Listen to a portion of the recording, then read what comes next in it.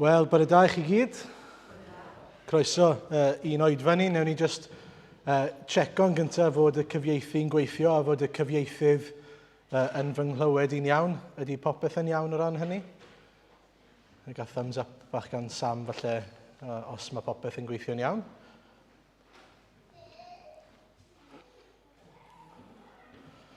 I ni'n trio rhywbeth bach o wahanol, so bear with, fel maen nhw'n gweud. Popeth yn iawn? Gret. Iawn. Wel, croeso un oedfen ni. Mae'n hyfryd cael dod eto yn enw'r arglwydd Iesu at ein gilydd i'w geisio fe, i'w addoli fe, ac i ddod yn debycach iddo fe. Nawn ni ddechrau mewn gweddi gyda'n gilydd. Nawn ni weddio. Arglwydd yw. I ni'n dod ato ti eto yn ddaros dyngedig arglwydd ac yn diolch i ti fod drws agored i ni i ddod at ein gilydd ac ger dy fron di arglwydd. I ni'n diolch am y cyfle mae nawr i ddod i dy geisio di felly. Ac arglwydd am gyfle eto yn dy gwmni di, fel ein arglwydd ni a'n Duw ni. I ddod arglwydd plygu glin i ti, dy gydnabod i yn arglwydd ac yn frenin ar ein bywydau ni. Ac arglwydd i ddod i glywed dy air di eto. Ac arglwydd ni'n gweddio bydd y gair yma eto yn bywio cael ni ac yn dod yn un debygach i'r arglwydd Iesu. Felly, gna waith yn ein calonau ni os gweli di'n dda. I ni'n gofyn y cyfan gogonion tymawl i denw di. Amen. Chydig o gweddiadau te, wrth i ni ddechrau. I ddechrau off, y prynhawn yma, fel chi'n gwybod, mae yna fedydd gyda ni yn rhaith amroth am hanner awr wedi 2. I ni yn mynd i gwrdd, fel chi'n gweld fyna, just gyferbyn a niwyn y dafarn sydd yna. Mae hwnna just gyferbyn ar môr. Just rhyw fan cyfarfod i ni i allu dod at ein gilydd. Plis dewch os allwch chi i gefnogi Dominic ond hefyd cyfle i gael cymdeithas gyda'n gilydd eto a tystio i waith yr arglwydd yn ein plith ni. Dyna ni. Wedyn, pnawn yma wedyn yn ôl yr arfer y syliau, mae gyda ni oedfa hwyr heno neu prynhawn am hanner awr wedi 4 yn Saesneg. A wedyn, wrthnos nesaf, mae chydig bach yn wahanol. Os chi'n cofio, plis gwnewch nodyn o hyn fel bod chi ddim yn troi lan yn yr hwyr hefyd. Mae yna Oedfa'n y Bore am hanner awr wedi 10 sy'n oedfa arbennig. Mae hwnna yn y capel, oedfa fedydd yw e. A ni'n bedyddio Martha a Guillem. A wedyn byddwn ni'n cael cinio ar ôl hynny. A ni'n annog pawb yn fawr iawn i aros i gael cinio gyda ni hefyd. Felly, plis gnewch hynny. Gret. Wel, dyna ni. Newn ni ganu i ddechrau te yr emyn gyntaf ar y sgrin. Iesu ei hun yw ngobaith i, ei waed sydd yn fangori. Does dim i'w roi gan ddynol rhyw yn enw Iesu nawr rwy'n byw.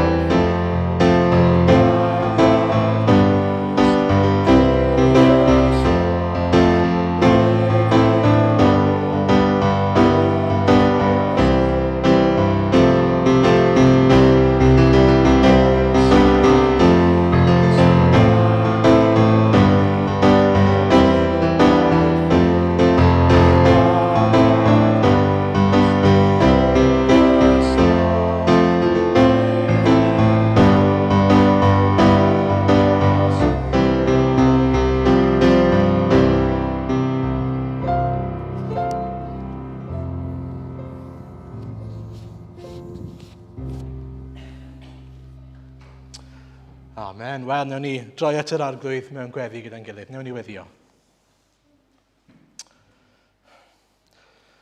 I arglwydd i ni'n diolch i ti, ein bod ni'n gallu canu mawl i ti a atgoffa'n hyn yn eto, dy fod ti yn angor i ni. Mae ti arglwydd Iesu yw'r unig un allwn ni ddibynnu'n llwyr arno am ein iachawdwriaeth ni, i ddelio gyda'n pechod ni. Ac arglwydd wrth i ni edrych ar dair di eto y bore mae ni'n gweddio am olwg newydd ar hynny. I ti, ein atgoffa ni o'n herio ni, beth mae hynny yn ei olygu i ni o ddydd i ddydd. Dy fod ti yn angor i ni. Arglwydd helpa ni felly i bwyso yn llwyr arna ti ac i beidio ceisio gwneud pethau yn nerth yn hunain, ceisio cyflawni rhyw gyfiawnder yn ein hunain arglwydd. I ni'n diolch i ti fod yr efengil yn ein rhyddhau ni o afael y gyfraith arglwydd ac yn ein gosod ni ar y graig sef yr arglwydd Iesu. Arglwydd i ni'n llawenhau felly bod ni'n gallu dod at ti y bore yma eto yn gwybod arglwydd ydyn ni wedi syrthio, ydyn ni wedi baglu yn y ras fel i ni wedi canu arglwydd. Ond i ni syrthio ar y degau a baglu, rwy ti gyda ni arglwydd, rwy ti'n dal yn llaw ni, rwy ti'n un sydd yn maddau dro ar ôl tro, ac yn un arglwydd sydd yn ein tynnu ni nôl ac mae dy afael di'n yn gadarn arno ni arglwydd, a ni di ddim gadael i ni fynd. Diolch am hynny arglwydd, diolch dy fod ti yn cydio ni'n llaw ni, a dy fod ti ddim am adael i ni fynd. I ni'n llawenhau yn hynny, arglwydd achos ar adegau, i ni'n gallu bod yn onest arglwydd a dweud ein bod ni yn stryglo, yn pechu arglwydd ac yn teimlo ein bod ni'n gwiro oddi wrtho ti. Ond arglwydd ni'n diolch dy fod ti wastod gyda dy law yn gadarn ac yn dyn arno ni arglwydd. Arglwydd felly, ni'n gweddio dros rai falle sydd wedi gwiro yn bell oddi wrtho ti. Rhai sydd wedi cyffesu, ti'n arglwydd o arglwydd ew, ond wedi gwiro. I ni'n gweddio, nid i ddod yn nhw'n ôl os gweli di'n dda. I ni'n mynd i edrych ychydig bach ar hynny nes ymlaen arglwydd. Ni'n gweddio ti'n herio ni am hynny, arglwydd, am ein calonau ni tuag at y bobl yma, dros y bobl yma, sydd wedi gwrthgilio arglwydd. Der nhw'n ôl os gweli di'n dda. Maddau iddyn nhw, meddalau calonau nhw. I ni'n diolch am yr esiample yn yr ysgrythyr o bobl ti di meddalu calonau nhw arglwydd. Ni'n meddwl am rai fel y brenin Nebuchadnezzar arglwydd. Fyddwch chi'n edrych arno fe ac yn meddwl mor galed yw ei galon e. Ond arglwydd, does na neb y tu hwnt i ti. Does na neb y tu hwnt i dy allu di arglwydd i faddau calonau nhw. A ni'n diolch i ti am hynny. Ni'n diolch os allu di faddau calon dyn fel na a meddalu calon dyn fel na, allu feddalu calonau pobl caled ein dydd ni arglwydd. A ni'n gweddio felly dros arweinwyr a pobl dylanwadol mewn gwledydd fel Afghanistan arglwydd a fel Gogledd Corea eto ac yn gweddio nid i wneud gwaith ysgol i di'n dda yng nghalonau'r arweinwyr yna sydd mor ffyrnig yn derbyn di a'u calonau nhw mor galed tuag at ti. Rho galon o gig a gwaed iddyn nhw ysgweli di'n dda. A ni'n gweddio'r un peth i rai o'n cwmpas ni arglwydd. Falle bod yna rai o'n ffrindiau ni, yn yr ysgol, yn y gwaith ni, yn ein cymdeithas ni sydd yn galed ac yn ffyrnig yn derbyn di. Ni'n gweddio arglwydd am ras ac am ymynedd ac am ddyfal barhad arglwydd i fyw yn eu plith nhw ac i barhau i gyhoeddi Crist iddyn nhw. Ond arglwydd, ni'n gwybod mae nid dyna sy'n mynd i achub nhw. Ni'n gwybod mae dim ond ti sy'n gallu achub a meddalu calonau. Felly arglwydd ni'n gweddio i ti'n ei gwaith yn eu plith nhw hefyd os gweli di'n dda. I ni'n diolch arglwydd eto am yr esiampl yn y gair a trwy hanes dy fod ti'n gallu achub y bobl mwyaf anusgwyl. Diolch i ti am yr esiampl yna o Paul, yr un oedd yn ffyrnig yn erbyn Cristnogion nawr, yn un o'r blaenaf o'r Cristnogion arglwydd, o ran i fod yn arwain yr eglwys, yn rhan llethol o ysgrifennu y Testament Newydd arglwydd. Mae'n rhyfeddol beth ti'n gallu wneud arglwydd, a bod hynny yn dod yn dystiolaeth i'r byd, o dy rym di sydd yn gymaint cryfach na grym unrhyw berson. Felly arglwydd, maddau ni am feddwl mor gul arglwydd am dy rym di, ac arglwydd rho olwg i ni, olwg go iawn i ni, o dy'r allu di a dy rym di achub pob math o bobl, unrhyw berson, rwy ti'n i ddymuno arglwydd. A helpa ni weddio dros nhw, gan ddisgwyl arglwydd. Ni'n diolch i ti dy fod ti yn rhoi addewidion yn dair i ni, ac yn rhoi gwahoddiad i ni ddod ato ti a gofyn pethau a dy geisio di Arglwydd. Ti'n dweud, os allwn ni, pobl fel ni Arglwydd, sydd yn ddrwg, rhoi rhoddion da i'n plant ni, gymaint mwy y byddi di yn rhoi yr ysbryd glân i rai sy'n gofyn. Wel Arglwydd, ni'n gofyn eto bore yma. Danfon dy ysbryd glân i gyfyrddin os gweli di'n dda. Llenwa y lle yma Arglwydd. I rhai oedd yn y dre neithiwr yn gweld y goliadau'n troi lan, oedd hi'n yn llawn dop Arglwydd o bobl eisiau gweld goliadau. Arglwydd ni'n gweddio y byddwn ni'n gweld cyfyrddin yn le yn llawn dop o bobl sydd eisiau gweld goleuni Crist ac yn profi goleuni Crist yn hywellwch y byd yma Arglwydd. Ni'n gweddio os gweli di'n dda, gwna waith grymus yma, nid ein mwyn ni, Arglwydd, ond dy fwyn di, a dim ond dy fwyn di. O Arglwydd, ni'n gweddio felly i ti symud yn ein plith ni. Ond Arglwydd, ni hefyd yn gweddio i ti symud yno ni. Ni'n diolch Arglwydd dy fod ti yn parhau i wneud gwaith yno ni, dy bobl, dy blant, ac Arglwydd, ni'n cydnabod eto dy flan di, bod ni yn gwybod yn ein calonau Arglwydd ein bod ni eto ddim wedi cyrraedd lle wyt ti am i ni gyrraedd eto. Ni'n diolch ein bod ni'n iawn ger dyfrondi, ni'n gyfiawn ger dyfrondi, ni'n lan ger dyfrondi Arglwydd. Ac eto, ni'n gweddio, gwna ni'n debycach i'r Arglwydd Iesu. Ni'n diolch fod ein statws ni ger dyfrondi yn berffaith, glân, wedi yn maddau. Ond Arglwydd, ni hefyd yn gwybod ein bod ni yn cael ein sancteiddio, yn cael ein gwneud yn debycach i'r Arglwydd Iesu. Felly parhau wneud y gwaith yna yno ni os gweli di'n dda.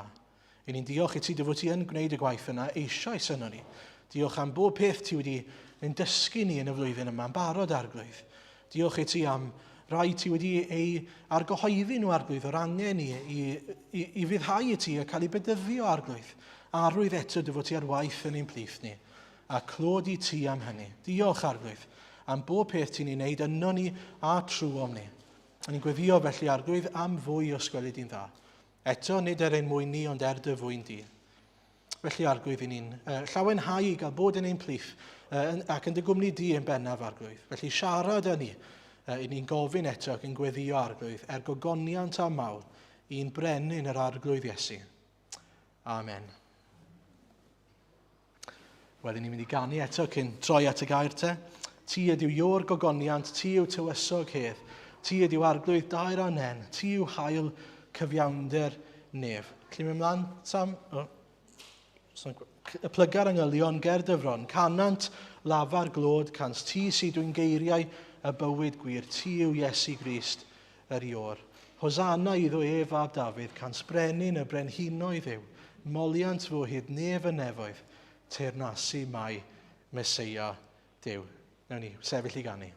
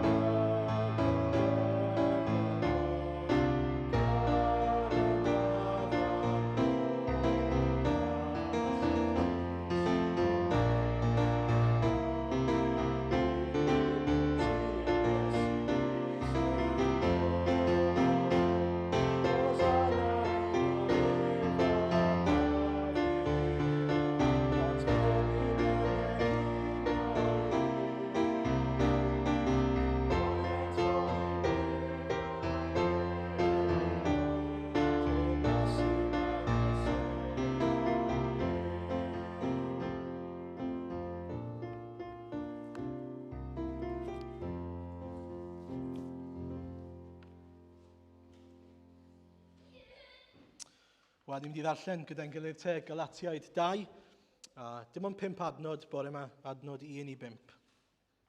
Galatiaid 2, 1 i 5.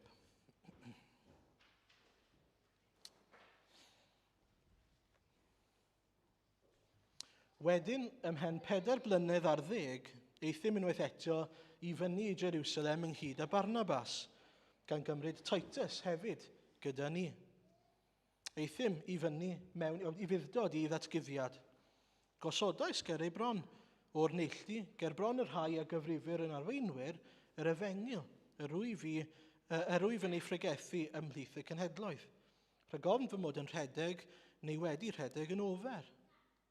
Ond ni orfodwyd enweidi ar fy nghydymaeth Titus hyd yn oed, mai groegwr ydoedd.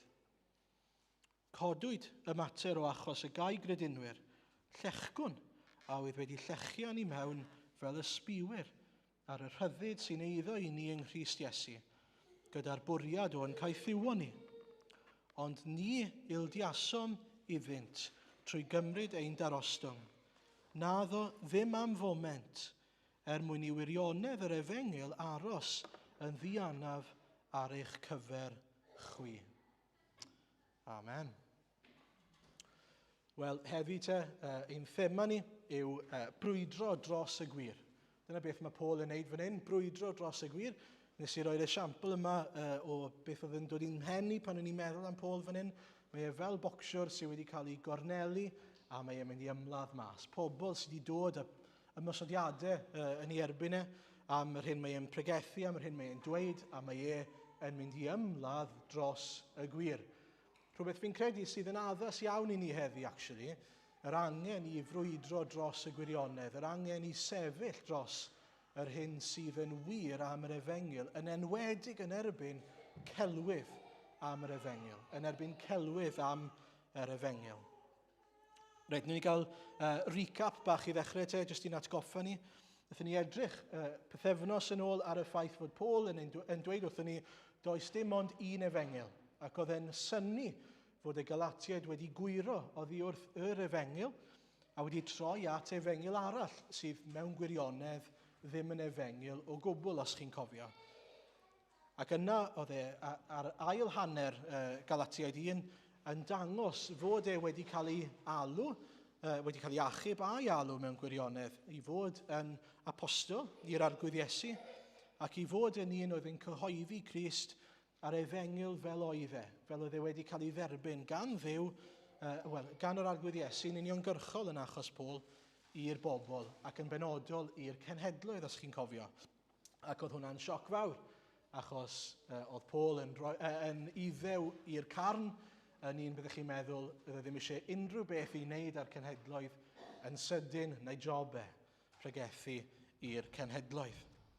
A cofiwch y geiriau, wnaethon ni edrych arnyn nhw, oedd e'n diolch i'r arglwydd fod e wedi datguddio ei fab yno fe. Nid iddo fe, ond yno fe. Datguddio ei fab yno fi, mae'n dweud.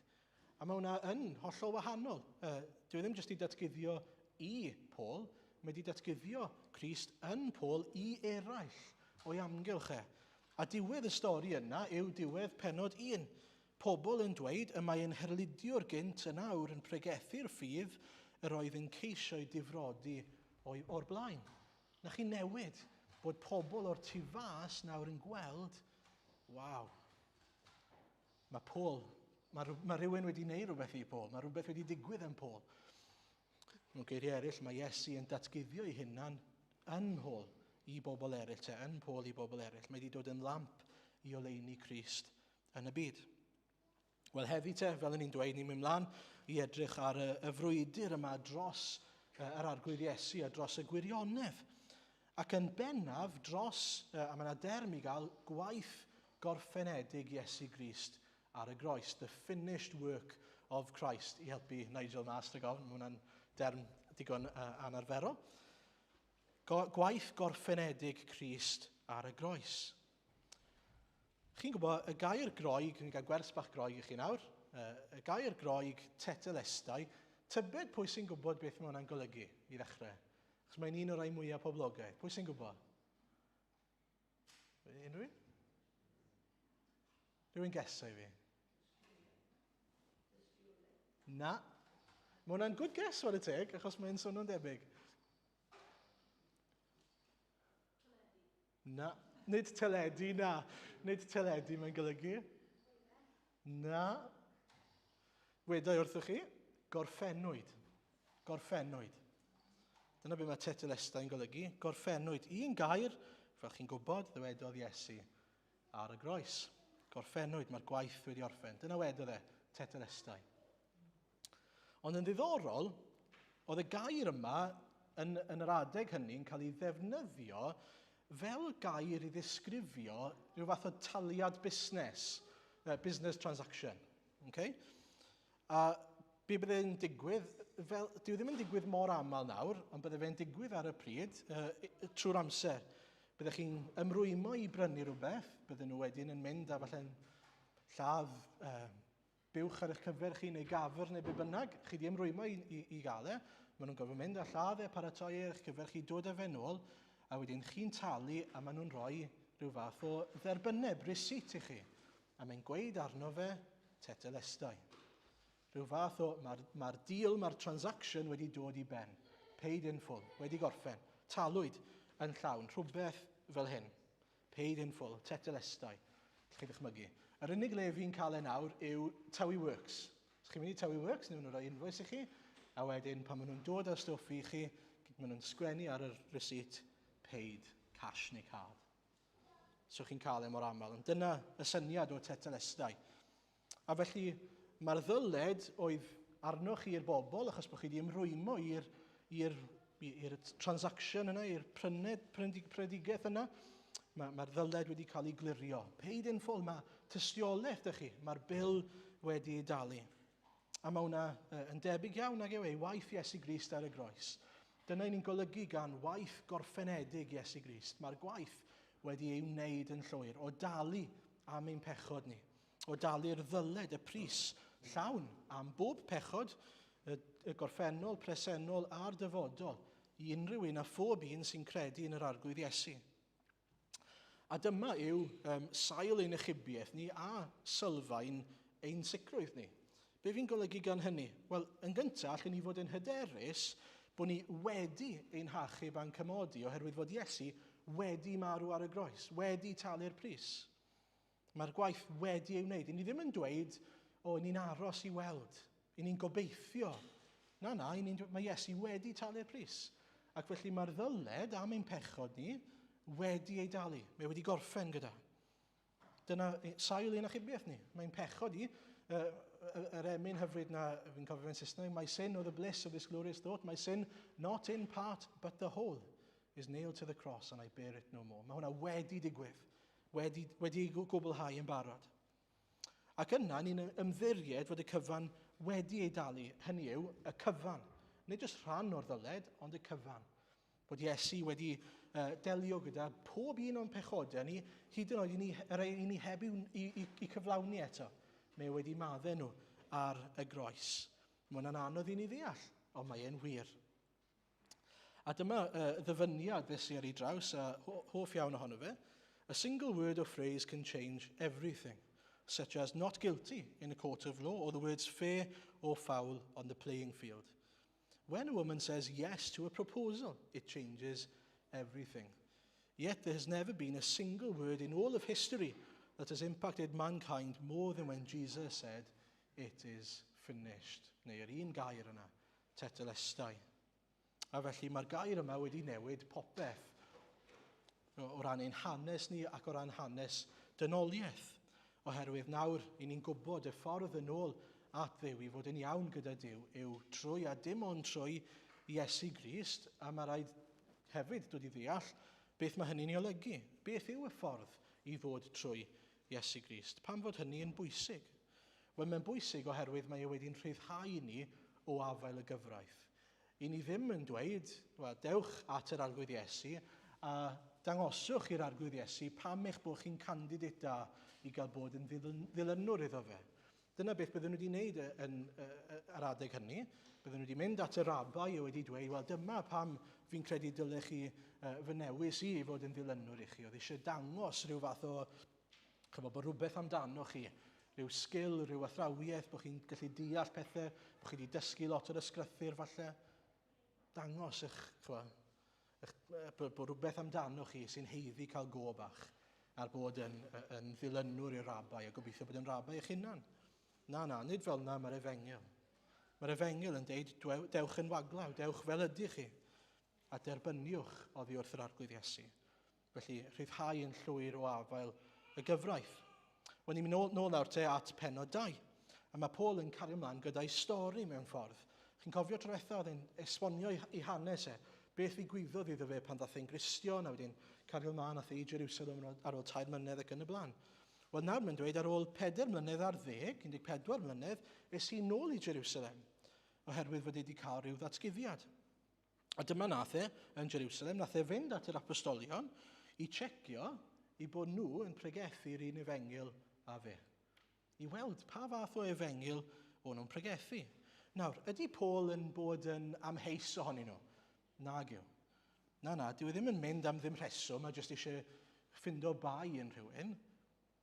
Na, mae Paul yn mynd oherwydd beth sy'n digwydd yn llefydd fel Galatia ar y pryd. Oherwydd fod pobl yn honni fod yr apostolion yn ei hala nhw draw na i bregethu Efengil wahanol i'r hyn mae Paul yn ei bregethu. Felly dyna'r broblem. Maen nhw'n honni bod nhw'n mynd yn awdurdod yr apostolion, ond dyw nhw ddim yn. A mae Actau 15 yn rhoi darlun da i ni o hyn, mae ar y sgrin dyn ni. Yna daeth rhai lawr o Judea, o gyfeiriad Jerusalem eto, a dysgu'r credinwyr, os nad enweindir arnoch yn ôl defod Moses, ni ellir eich achub. A chododd ymryson ac ymddadle nid bychan rhyngddynt a Paul a Barnabas.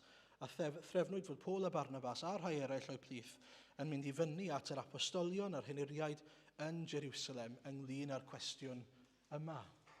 Be mae hwnna'n gweithio ni? Yn gyntaf, mae'n gweithio ni fod y Beibl yn diplomatic iawn yn dweud ffrai enfawr, bystap anferth, sy'n digwydd fan hyn, ymddadlau nid bychan. Na chi ffordd neis o ddweud ffrai enfawr.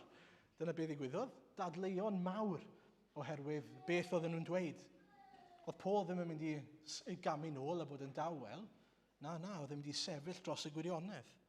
Ond beth arall mae'n dweud yw fod Paul a Barnabas yn dweud wrth y bobl yma sy'n pregethu celwydd, ewn ni nôl te i Jerusalem a gweld beth mae'r apostolion yn dweud. Gwn ni weld beth maen nhw'n dweud sydd yn wir. Ewn ni i checo. Ewn ni gadarnhau beth maen nhw'n ei ddysgu go iawn. Felly dyna sydd yn digwydd. Dyna sydd gyda ni ym mhenod 2 o Galatiaid. A fi jyst eisiau gwneud sylw bach fan hyn o sut mae'r diafol yn gweithio. Mae'n gyfrwys iawn, sneaky iawn. Be mae'n neud yw, dyw e ddim yn defnyddio pobl sydd yn gwbl wrth Efengil. Be mae'n neud yw, mae'n cymryd yr Efengil, mae'n rhoi smattering bach o y gyfraith ar ei bennau. Chi'n gweld beth sy'n digwydd? Rwy'n temtio pobl sydd eisiau wedi credu'r Efengil. Oedd y bobl yma chi'n darllen amdano nhw'n Actau 15 yn Gristnogion, wedi credu yr Efengil. Ond beth oedd Satan wedi wneud? Oedd temtio nhw i credu just rhywbeth bach ychwanegol. Beth oedd wedi cael ei roi yn ei pennau nhw te? Wel, rhywbeth fel hyn byddwn ni'n dychmygu. Wrth gwrs mae eisiau credu'n Iesu. Wrth gwrs sy'n ni'n credu'n Iesu. Ond cofiwch am yr holl bethau chi wedi wneud yn barod. Cofiwch am yr holl enweidi, yr holl cyfraith chi wedi dilyn, cyfraith Moses. Gall hwnna ddim mynd yn wastraff. Chi wedi ymdrechu loads i neu hwnna. Mae rhaid i hwnna gyfri am rhywbeth. Am hwnna, os i ni'n onest, yn dod mewn i'n pennau ni trwy'r amser, nag yw e? Mae rhaid bod ein ffyddlondeb ni a'n ymrwymiad ni'r eglwys ac sy'n cyfri rhywbeth tuag at ein achubiaeth ni. Dyna sut mae Satan yn gweithio. Mae'n gyfrwys iawn. Yn ychwanegu rhyw un peth bach, un elfen fach o y gyfraith, ac yn sydyn mae'n tanseilio popeth. Tanseilio'r Efengil i gyd. A felly mae eisiau ni fod yn wyliadwrus a bod yn ymwybodol fod ein brwydr ni, nid yn erbyn dynion, nid y bobl yma'n Actau 15 oedd y broblem, Satan oedd y broblem. Mae eisiau helpu y bobl yma sydd wedi cael eu camarwain i ddod yn ôl. A dyna beth mae Paul yn ei wneud. Mae'n ysgrifennu at y Galatiaid mwyn i dwyn nhw nôl at yr arglwydd. A mae hwnna'n bwysig. Chi'n bod, yn ein agwedd ni tuag at bobl eraill, Pobl sydd wedi gwyro ddi wrth y gwirionedd. Y temptasiwn, os y'n ni'n onest gyda'n gilydd, yw i ddweud, chi bod beth ni wedi colli nhw, neu beth yw'r ots? Maen nhw wedi mynd off, maen nhw wedi credu rhyw nonsens yn ychwanegol at yr efengil. Hopeless cause, sy'n point. Nonsens yw hwnna. I ni'n gwneud yn fach o rym yr arglwydd Iesu os y'n ni'n neud hwnna. Mae eisiau ni gofio. Mae'r arglwydd yn abl. Os mae'n iachub nhw'n y lle cyntaf, mae'n abl i ddod yn nhw. A mae eisiau ni weddio dros dyn nhw. A gweithio ar hynny. Gweithio, ymdrechu i ddod yn nhw'n ôl. Mae'n waith caled, mae'n waith hir falle, hir dymor. A mae'n bwysig bod ni'n gallu gweld mor dda yw i wneud hynny. Peidio roi lan ar y bobl yma. Ac gwers arall i ni yn fan hyn, yr ail beth fi eisiau tynnu'ch sylw chi ato yw sut gall camddealltwriaeth arwain at eich bod chi'n camarwain rhywun arall. Beth oedd mwy na thebyg wedi digwydd i'r bobl yma yn Actau 15 oedd bod nhw wedi clywed, mae Iesu nawr yn gallu achub pawb. Ond o'n nhw'n credu fod Iesu yn feseia i'r Iddewon. Ac felly beth o'n nhw wedi wneud oedd rhyw fath o wneud y sums a 2 + 2 = 5.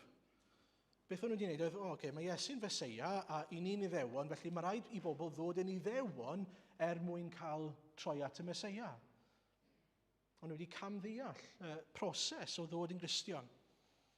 Ond yn sydyn, mae'r camddealltwriaeth yna wedi dod yn athrawiaeth, yn gau athrawiaeth. Ac yn sydyn, mae nhw nawr yn dylanwadu yn ffals, yn anghywir, ar bobl eraill.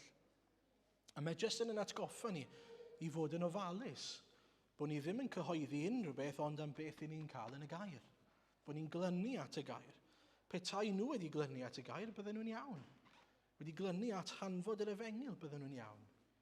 Bwysig bod ni ddim yn ychwanegu unrhyw beth at hynny yn ein profiad ni'n hunain chwaith.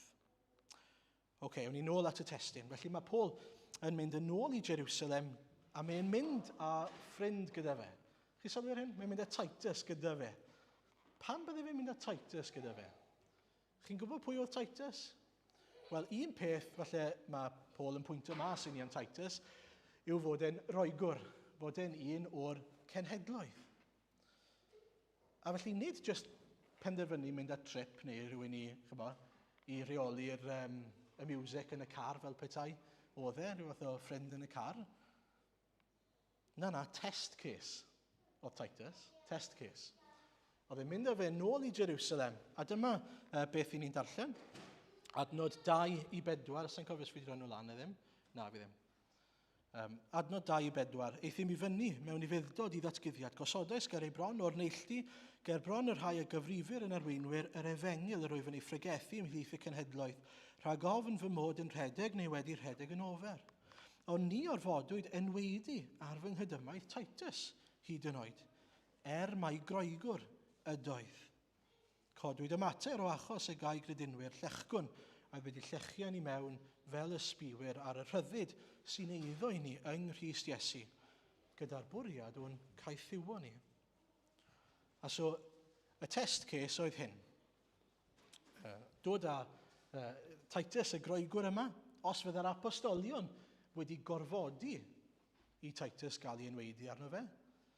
Bydde Paul yn gwybod bod nhw hefyd wedi gosod telerau ychwanegol ar yr efengil. Ond, os fydden nhw wedi dweud, na, sy'n eisiau iddo fe gael ei enweidi arno, mae wedi cael ei dderbyn gan Grist fel mae bydde fe'n gwybod bod yr apostolion yn glynu at yr efengil, a ddim yn gosod telerau ychwanegol. Clyfar iawn. Be mae'n ei wynebu nhw gyda reality y sefyllfa. Wel, dangoswch i fi beth ych chi'n mynd i wneud fan hyn. A maen nhw, wrth gwrs, yn derbyn fel mae mae'n dweud ni orfodwyd enweidi ar fy nghydymaeth Titus hyd yn oed. A felly mae'n dangos i ni, nid yr apostolion oedd yn credu fod eisiau unrhyw beth arall, ond pobl yn defnyddio enw'r apostolion mewn ffordd i gael rhyw fath o sylwedd a enw da iddyn nhw eu hunan ac beth o'n nhw'n pregethu. A felly mae gyda ni rogue agents, mae gyda ni bobl yn y ranks ysbiwyr neu llechgwn, fel mae Paul yn galw nhw, pobl sydd wedi sleifio mewn ac yn pregethu anwiredd ac yn dweud fod e'n dod o'r top. Chyfo fel mae rei pobl yn chwilio am approval yn dos e. This message is approved by bla bla bla. O nhw'n dweud, this message is approved by yr apostolion. Ond doedd e ddim. Celwydd oedd hynny. A mae eisiau ni fod yn ofalus o bobl fel yna hefyd yn dos e. Mae pobl yn defnyddio enw, pobl dda, pobl hollol feiblaidd mwyn cael ei ffordd eu hunan a pregethu anwiredd a celwydd. A mae'n ddiddorol yn adnod 4 fyna, mae'n atgoffa ni, mae eu bwriad nhw yw eu caethiwo nhw, nid eu rhyddhau nhw. A nid bod nhw falle'n gweld hynny eu hunan, ond dyna sydd yn wir. Wel, cwpl o heriau te. Yn gyntaf, yr her cyntaf, mae gan Paul gonsern dros y gwir. Na beth fi'n gweld yn amlwg fan hyn, mae Paul a concern dros y gwirionedd. Mae Iesu Grist wedi talu'r pris yn llawn. Mae Iesu wedi gorffen y gwaith, tetelestai. Os yw pobl eraill yn dweud fod hwnna ddim yn ddigon da, mae'n gelwydd, ysbiwyr yw nhw, llechgwn yw nhw. Peinau mae hwnna yn ein cylchoedd ni, yn ein maes cenhadol ni, mae eisiau ni gywiro nhw. Os oes concern dyn ni dros y gwir, mae eisiau ni ddweud, na, mae Iesu wedi talu'r pris yn llawn. Mae'r gwir yn bwysicach na cadw pobl yn hapus. Nawr, un peth, mae Paul yn neud yn glir iawn fan hyn. Mae hwn yn achosi tensiwn i Paul. Mae'n gorfod mynd a herio yr apostolion, gosod test ces o'i blaenau nhw, mwyn cael at y gwir. Dangoswch i fi beth sy'n wir. Dwi ddim yn beth rhwydd i wneud, dwi ddim yn beth neis i wneud. Mae Paul yn neud oherwydd fod concern gyda fe dros y gwirionedd. O dylen ni fod yr un concern dros air Duw a'r gwirionedd sy'n cael ei bregethu yn ein eglwys ni, ond hyd yn oed yn ein tre ni. Bod ni a concern. Os yw pobl yn dweud bod nhw'n pregethu'r efengil a bod nhw ddim, mae'n iawn i ni alw fe mas. Mae'n iawn i ni. Mae Paul yn ei hwnna'n glir iawn. I dylen ni ddim bod yn hapus bod Cristnogion eraill yn mynd i rwle arall os nag yn nhw'n cael yr efengil. Dyw hwnna ddim yn iawn. Dyw ddim yn neis i wneud ond mae concern gyda ni dros i eneidio nhw a dros y gwir. Na, ail beth te, mae gan Paul concern dros yr apostolion. Un peth chi'n gweld fan hyn oedd bod enw da yr apostolion a tystiolaeth yr apostolion yn cael ei feiddi. Oherwydd y bobl yma oedd yn defnyddio enw da nhw ac yn dweud anwiredd wedyn. A un peth sy'n gret ac yn esiampl ymarferol gret i ni am Paul yw mae'n mynd at y ffynhonnell, mae'n mynd nôl at yr apostolion. Dwi ddim yn credu gair y bobl, y gair athrawon, mae'n mynd nôl syth at yr apostolion. Fi eisiau clywed from the horse's mouth, fel maen nhw'n gweud yn Saesneg. Fi eisiau clywed y gwir, o'r person i hynna. Ac o fynd yn ôl, mae'n clywed y gwir.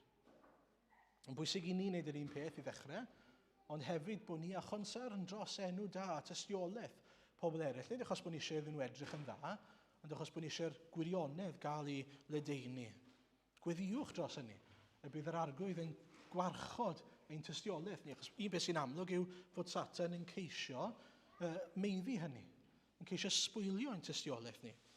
A tystiolaeth ac enw da fel Cristion rhai pobl. Yn drydydd wedyn, mae gan Paul concern dros rai sy'n cael ei dylanwadu. Y Galatiaid, be'n ysgrifennu atyn nhw, achos mae'n poeni amdanyn nhw.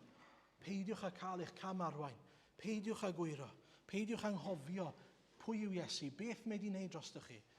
Peidiwch anghofio eich chi'n rhydd yng Nghrist.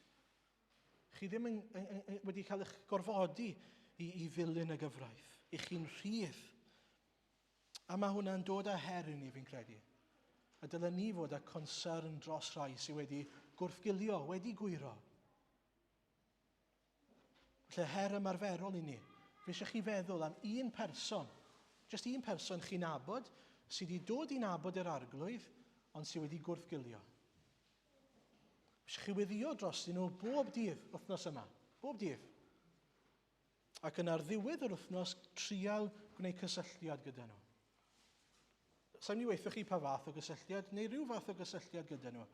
A dweud wrthyn nhw bod chi'n caru nhw, fod yr arglwydd yn eu caru nhw, a bod yn dymuno iddyn nhw ddod yn ôl. Mae yna anogaeth i ni yn Iago 5. Fy nghyfeillion, os digwydd i un ohonoch wyro oddi wrth y gwirionedd, ac i un arall ei droi nôl, boed iddo wybod hyn, a bydd y sawl a drodd y pechadur o gyfeiliorni ei ffordd yn achub ei enau tragangau ac yn dileu lliaws o bechodau. Na chi beth mawr. a gallwn ni fod yn rhan ohono fe clod i'r arglwydd fyna. Hwna'n anhygoel, nag yw e? Hollol anhygoel. Ac i orffen rhai pethau eraill allwn ni, na i ddim yn ymlaen to, allwn ni ei gymhwyso hefyd o'r testyn yma. Yn gyntaf te, nid enweidiad yw y broblem i ni, felly beth yw y broblem i ni? Sa'n gwybod amdanoch chi, ond sneb di dod ato i a dweud, Aaron, mae eisiau ti gael enweidi arno. Mae eisiau ti ddilyn cyfraith Moses, felly gallech chi ddadle, wel, diw ddim byd i wneud â fi.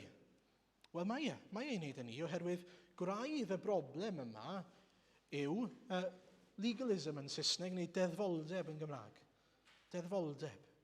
Legalism. A beth mae hwnna'n golygu yw pan ni'n gosod unrhyw delerau neu rheolau ychwanegol ar yr Efengyl. Bod ni'n dweud Iesu plus rhywbeth arall. Iesu a rhywbeth. Ie, mae eisiau credu yn yr Efengyl, ond hefyd mae eisiau gwneud hyn llall ag arall. Mae eisiau bod hyn llall ag arall. A falle bod ni'n meddwl, wel, di hwnna ddim rili'n broblem heddiw, Y reality yw, mae wastad yn mynd i fod yn broblem oherwydd ein natur ni fel pobl. Oherwydd ein pechadusrwydd ni.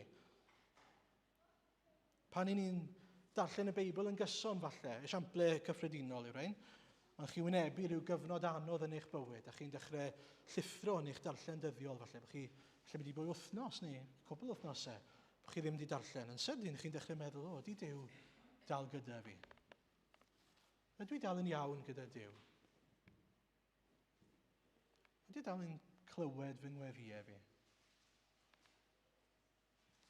Wel, deddfoldeb, legalism yw i feddwl mae ein darllen ni sydd yn ein hachub ni. Chi'n gweld? Mae ein ymdrechion ni sydd yn golygu bod ni'n iawn ger bron yr arglwydd. A gallwn ni ddefnyddio pob math o esiample, a sa'i rili moyn defnyddio esiample, achos mae'n neud iddo fe synio fel bod fi'n trio targedu pobl. Felly sa'n hoffi o gwbl defnyddio esiample o bethau gwahanol. Mae yna bethau ymarferol yn ein bywydau ni lle allwn ni osod telerau gwahanol ar yr Efengyl a dweud, mae eisiau gwneud e fel hyn. Credu'r Efengyl, ond gyda hwn ar ei bennau. Felly mae eisiau chwilio'n calonnau'n hunain, yn dos e. Ydy ni'n gosod telerau ychwanegol ar yr Efengyl? Ydy ni yn rhoi meini tramgwydd, stumbling blocks, o flaen pobl eraill i ddod a credu'r Efengyl fel plant, mae'r arglwydd yn dweud. I ni'n dod fel plant, ffydd syml yn yr arglwydd Iesu. A beth sy'n drist yw bod ni'n gallu cymryd rhywbeth da, fel darllen y Beibl yn ddyddiol, ac yn sydyn, mae'n troi mewn i rhywbeth i ni yn credu'n ein colonnau sydd yn hanfodol ar gyfer achubiaeth. Yn dod yn faich arno ni. Yn lle bod y peth da yna, sef ffordd o allu cael cymdeithas gyda'n arglwydd ni. A felly, chi'n gallu gweld sut mae eisiau ni chwilio ein calonnau'n hunain. Mae deddfoldeb yn ddeniadol, attractif i ni fel pobl. Mae eisiau ni gydnabod hynny. Pam? Oherwydd fod e'n golygu bod ni'n gallu bod yn rhan o'r broses o achubiaeth. Mae'r Efengyl yn anodd oherwydd mae'n golygu llyncu balchder. Mae'n golygu cydnabod, sdim byd dy fi gynnig. A ni'n cysau hwnna. Chi'n gweld gyda'ch plant chi, os ys plant chi, plant bach, maen nhw eisiau bod yn rhan o'r broses trwy'r amser. Maen nhw eisiau gallu cyfrannu rhywbeth. A ni fel pobl, yr un peth, ni'n cysau gorfod dweud, nothing in my hand I bring, simply to the cross I cling. Dyw hwnna ddim yn beth braf i orffod wneud, yw e? Achos ni'n gorfod, yn y weithred yna, o ddweud hynny, ni'n gorfod cydnabod, sdim byd gen i, i'w gynnig. Sdim cyfiawnder yno fi. Ond mae yna rhywbeth prydferth ynddo fe hefyd. Cydnabod y gwir er mwyn gallu derbyn cyfiawnder Iesu Grist. Llyncu ein balchder ond derbyn cyfiawnder Iesu. Sdim byd gwell i gael. Dod yn waglaw, gadael, yn llon llaw. O fendithion ac o gyfiawnder Iesu Grist. A felly, i fynd nôl at y gair gorffennwyd, mae Iesu wedi talu'r pris yn llawn. Does dim rhagor i'w wneud i'ch gwneud chi'n iawn gyda fe, sy'n golygu bod rhyddid gyda ni. A nid yn unig hynny. Dyma mae'n dweud yn 1:4-2, mae'n dweud bod ni'n saint. Os i ni yng Nghrist, ni'n saint. Pobl sanctaidd. Ond yr ydych chi yn hil etholedig, yn offeriadaeth frinhinol, yn genedl sanctaidd. Yn bobl o'r eiddo Duw ei hun, i hysbysu gweithredoedd a'r dderchog yr un a'ch galwodd chwi allan o dywyllwch i'w rhyfeddol oleuni fe. O'n i'n darllen pregaeth gan Spurgeon, a dyma beth oedd e'n dweud fan hyn, why are you trying to scrub yourself clean when he's already done the cleaning for you? Nag yw e wir? I ni'n credu yn yr efengil bod ydi'n glanhau ni o bob pechod. Pam ni'n trio glanhau yn hynny? I ni lan. Mae fel rhywun, sa'n gwybod chi wedi gweld yr rhaglenni OCD, pobl gyda OCD, mae rhai hwnnw, maen nhw'n glanhau i wynedd enghraifft, a maen nhw'n gorfod wneud e fel 30 o weithiau. Nid oherwydd bod e ddim yn lan, maen nhw yn lan. Maen nhw'n dal i ofyn ei, mae wedi dod yn batrwm iddyn nhw. Mae'n gallu digwydd i ni yn ysbrydol. Bod e wedi dod yn batrwm i ni. Mae rhaid i fi wneud hyn. Mae rhaid i fi wneud hyn neu byddai ddim yn iawn gyda'r arglwydd. Na. Y rhyddid i'r Cristion yw, oherwydd bod ni'n iawn gyda'r arglwydd, mae gyda ni rhyddid i wneud hyn. Mae gyda ni rhyddid i fwynhau yr arglwydd, mwynhau cyfraith yr arglwydd. Nid oherwydd fod e'n gyfraith sy'n achosi achubiaeth i ni rhagor. Mae'n gyfraith sy'n achosi twf ysbrydol i ni ydy. Ond oherwydd i bod chi wedi cael eich achub te, mae eisiau ni fyw fel pobl sy'n rhydd, yn rhydd i fwynhau yr arglwydd Iesu. Cofiwch felly gorffennwyd, tetelestai. Beth sy'n eisiau ni wneud? Credu hynny, ymffrostio yn hynny, brolion hynny, a cyhoeddi hynny. Mae Iesu wedi talu'r pris yn llawn, mwyn ei enw. Amen. Wel, ni'n di orffen te trwy ganu dwy emyn gyda'n gilydd. Yn gyntaf, Iesu, rwy ti'n ddigon, rwy ti'n llawer, mwy na'r byd. Ac yna, ni'n mynd i ganu'n syth ar ôl hynny, talodd Iesu'n llawn.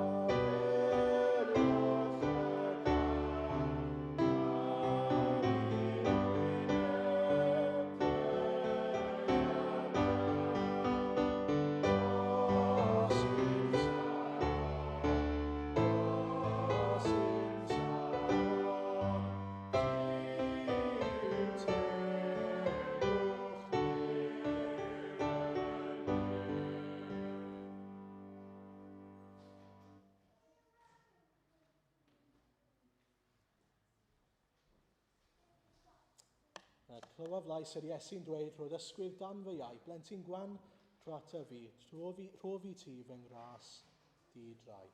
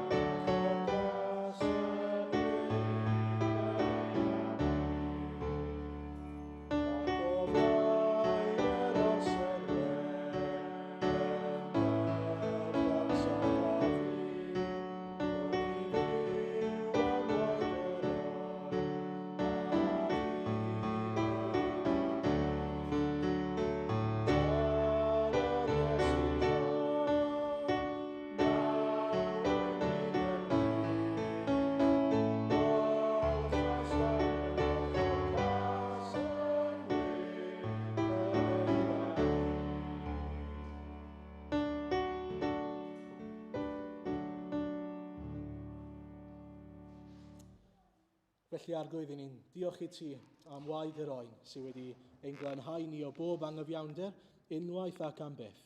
Diolch arglwydd am yr rhyddid sydd gyda ni nawr oherwydd ein bod ni'n lan i fyw fel dy saint di, fel y genedl y bobl sanctaidd yr hyl etholedig yna sydd wedi'n galw ni i fod. Felly arglwydd helpa ni. Helpa ni fod â chonsern dros yr efengil a dros y gwirionedd. Helpa ni bregethu Crist a'i waith gorffenedig ar y groes. Helpa ni arglwydd i barhau i fod â chonsern dros rai sydd wedi gwrthgilio der nhw'n ôl arglwydd os gwelid di'n dda. Diolch dy fod ti'n abl i wneud hynny. Bendithia ni nawr os gwelid di'n dda a parhau weithio'n yn plith ni dros baned nawr a dros gymdeithas. Gogoniant y mawl i di enw di. Amen.